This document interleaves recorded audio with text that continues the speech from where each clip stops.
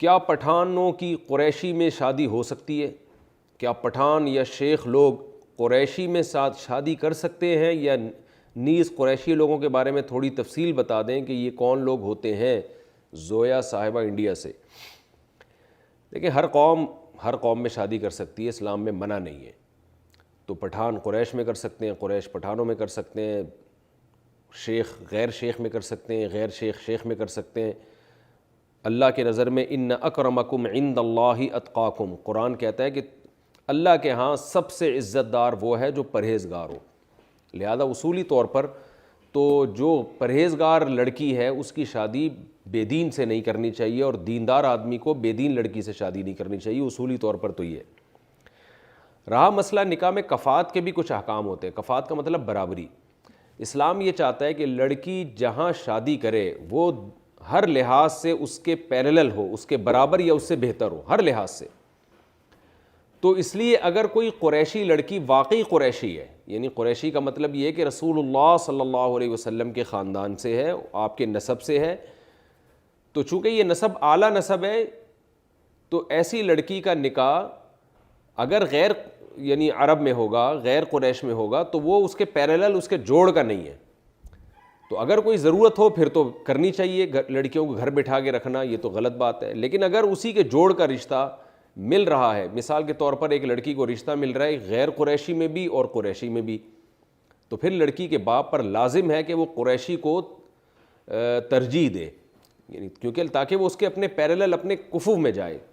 نسب کی حیثیت قیامت کے دن تو کوئی حیثیت نہیں ہے نسب کی، اعمال کے حساب سے، لیکن دنیا میں ان چیزوں کا بڑا دخل ہوتا ہے نکاح کو کامیاب بنانے میں۔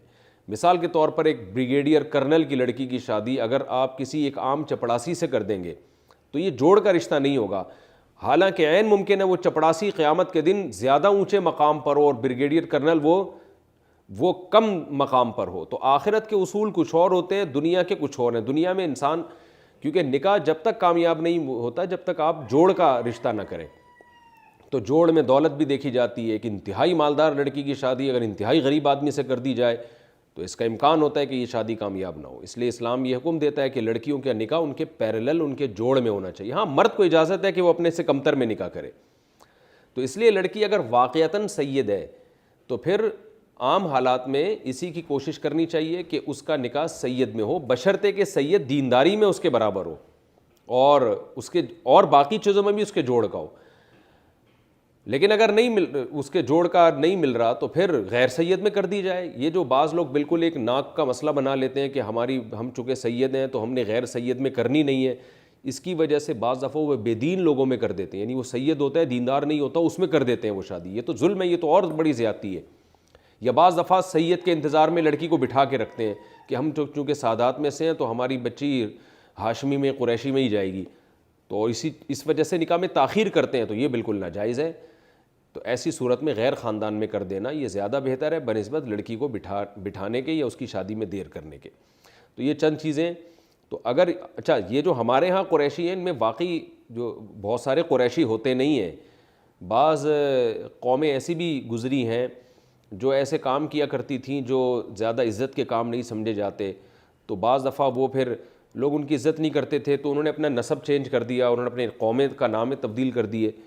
تو ہمارے یہاں بہت سے قریشی واقعی قریشی ہیں، بہت سے قریشی ایسے ہیں جو وہ والے قریشی نہیں ہیں جو نبی صلی اللہ علیہ وسلم جس قریش قبیلے کے تھے، بلکہ انہوں نے ویسے ہی اپنے نام کے ساتھ قریشی لگایا ہوا ہے۔ تو اس میں میں جو بات کر رہا ہوں کہ جو ہم پلہ ہے قریش کا، تو وہ قریش جو واقعی قریش ہو، جو نبی صلی اللہ علیہ وسلم کی آل اولاد میں سے ہو اور آپ کی قوم میں سے ہو، تو اس میں نسب میں برابری دیکھی جائے گی۔ لیکن بہرحال ان چیزوں کو زیادہ ویلیو شریعت نے نہیں دی ہے، جتنی دی ہے اتنی ہی دینی چاہیے۔ زیادہ ویلیو شریعت نے اس کو دی ہے کہ دینداری کو ترجیح دو، نمبر 2 لڑکی کے نکاح میں تاخیر نہ کرو۔ تو اگر تاخیر کسی بھی وجہ سے ہو رہی ہے تو پھر یہی کہا جائے گا بھائی جو اویلیبل ہے، جو مناسب لگ رہا ہے اس میں نکاح کر دیا جائے۔